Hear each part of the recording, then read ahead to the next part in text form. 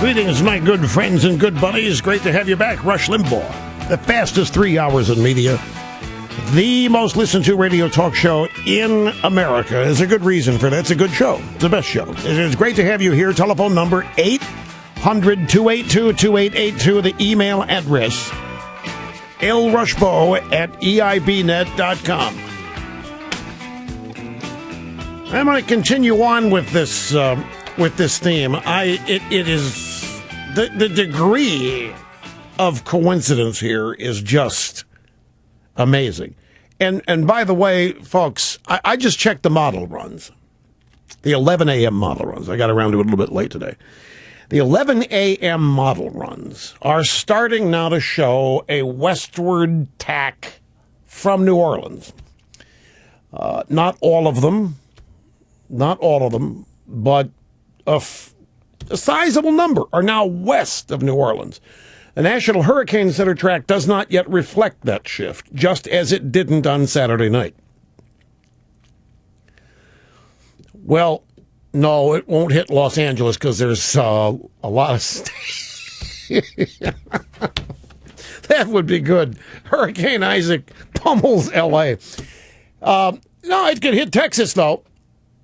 If this thing doesn't turn, if it just, look, I don't want to get meteorological on you here, but if the thing in the way of it that's keeping it from turning to the north and back to the northeast, if that stays where it is, that it's a low pressure area, I'm not sure, but whatever it is, it could steer the thing further west. We don't know, but I want to go back to the CNN soundbite here. This is this morning on Starting Point, and they're talking to the chairman of Florida Republican Party, Lenny Curry.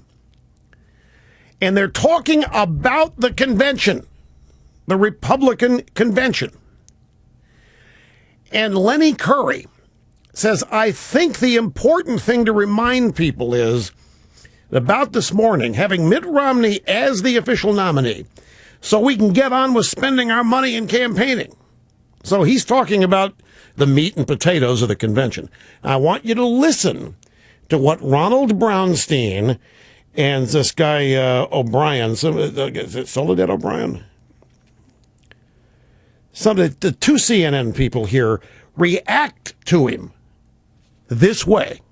We're now in a split-screen mode. Our top story is, understandably, justifiably, is a hurricane perhaps hitting the Gulf. So this convention already has been affected enormously by the storm and will be the rest of the week. Test for the president, too, if it hits New Orleans 7 years after President Bush failed that test. A test where we've seen a track record before with much to compare and contrast to. Yeah, that is Soledad O'Brien, named after a prison.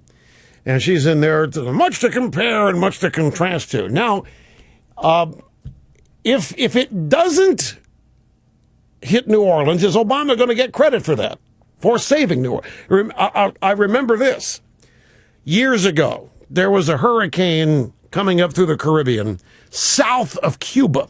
And the forecast was for this thing to take a turn to the north and northeast over the eastern edge of Cuba, right to the Pinar del Rio region, which is where, by the way, the Vuelta Abajo is, which is, by the way, where the finest cigar tobacco in the world is grown. And that's why I was paying attention to this one. And the hurricane track had it right through the Vuelta Abajo. It didn't make the turn. It spared Cuba. The Cuban government put out a story that Fidel Castro had walked out to the eastern shores of Cuba and stood there with his arms raised and yelled no. And with the force of his goodness and his personality, kept that hurricane from turning. Now, if this hurricane, if it spares New Orleans and say it's a Republican state like Texas or Mississippi, will there be as much concern? There won't be. So at any rate, and by the way, folks, I don't want anybody, the hurricane's going where it's going, and there's nobody that can steer it, and I'm not denying that looks like it sits out of New Orleans. What I spent the first hour trying to tell you was how it was being reported in a way that resulted in the Republicans canceling their convention today when it's nowhere near there. And that there were model runs Saturday night that showed Tampa was not going to be hit at all. Massive shift of models that was not reflected by the Hurricane Center for 12 hours. That's all I'm saying. And now we got the media jazzed like I haven't seen them in a while. Because now Hurricane Isaac is casting a pall. How dare the Republicans even do a convention? With a hurricane bearing down on the Gulf Coast, how do they even do that? How do they have a convention where they celebrate anything when people's property is being destroyed? So the effort is on with the media here to try to pressure the Republicans to canceling the whole thing. Is what I think is latest track, sit right there, right at New Orleans. And I'm telling you, the models have now shifted a little bit to the left of it. Not reflected in the official track. Jeb Bush on Meet the Press Sunday morning, David Gregory talked to him. So how much do you get your backup when you hear this president blame a lot of our economic condition on your brother, his predecessor? I think it's time for him to move on. I mean, look, the guy was dealt a difficult hand, no question about it. But he's had 3 years. His policies have failed. And rather than blame others, which I know we were taught that was kind of unbecoming, over time you just can't keep doing that. Well, that's going to really make him stop. So Jeb Bush says, Obama, you ought to stop blaming my brother. It's been 3.5 years. You're on your own, pal. Why should he stop? It's working. He's a nice guy. Obama's a nice guy. That's the theme of the Republican convention. He's a nice guy. He's just incompetent. He's a nice guy. That's what the Republicans have told Politico the theme of the convention is. He's a nice guy. So Gregory then said to Jeb Bush, you've talked about wanting for the Republican Party to lead a nation of converts. That people become Republicans based on ideas, based on leadership. You look at the gender gap right now between the president, Governor Romney. It's in the president's favor. Among Hispanics, you got 2/3 of the Hispanic vote. Younger viewers are polling on African Americans, 0 for Mitt Romney. Are you concerned the Republican Party not making much progress toward becoming a nation of converts politically, philosophically? Our demographics are changing, and we have to change not necessarily our core beliefs, but the tone of our message and the intensity of it, for sure. I don't think that's going to have an impact in this election, though. I mean, so there's a gender gap in favor of President Obama among women, and in a dead heat, there's obviously going to be a gender gap for men in favor of Romney. And this is going to be a close election, but long-term conservative principles, if they're to be successful and implemented, there has to be a concerted effort to reach out to a much broader audience than we do today. Okay. Now, let me take you. There you have it, Jeb Bush.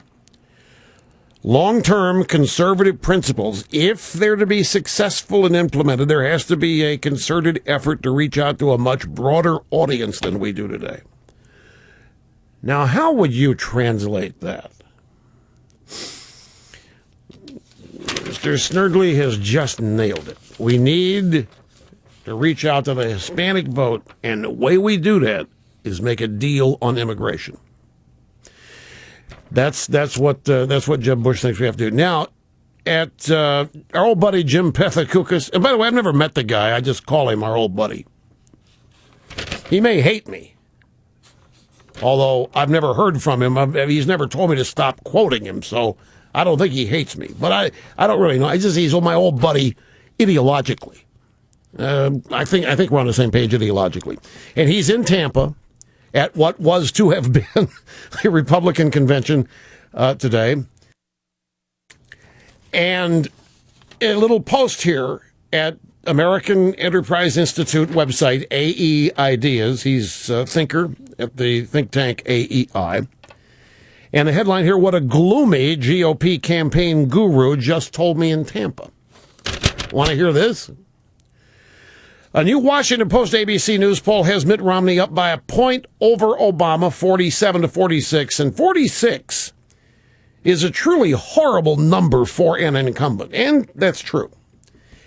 But it's going to take more than a few narrow polls to change what I sense to be the widespread mood here in Tampa that Romney is narrowly losing. So Pethokoukis is in Tampa. He's talking to Republican establishment guys. He's picking up on the fact that they are gloomy, that they think Romney is narrowly losing. But they say that the race remains winnable. So here's the next. So it was with great interest that I listened to the thoughts of a long-time, much respected GOP operative, whom I will nickname the Gloomy Guru.